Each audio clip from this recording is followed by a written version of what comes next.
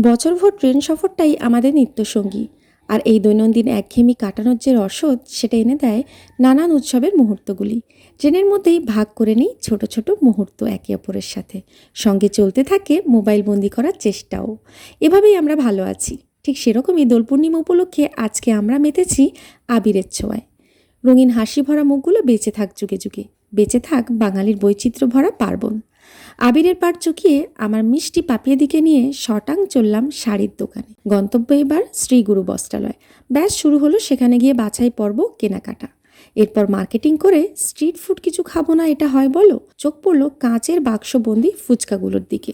আর দেরি কিসের, হাতে পাতা নিয়ে বেশ খানিক পানিপুরি খেয়ে আপাতত সফর শেষ করলাম সেদিনের মতো। এরপর চলে এলাম বাড়িতে। কিনে এনেছি শাশুড়ি মায়ের জন্য শাড়ি, আমার জন্য একটা সালোয়ার পিস আর একটা দিদুনের জন্য শাড়ি। তো চলো আজকে ভিডিওটা এখানে শেষ করলাম।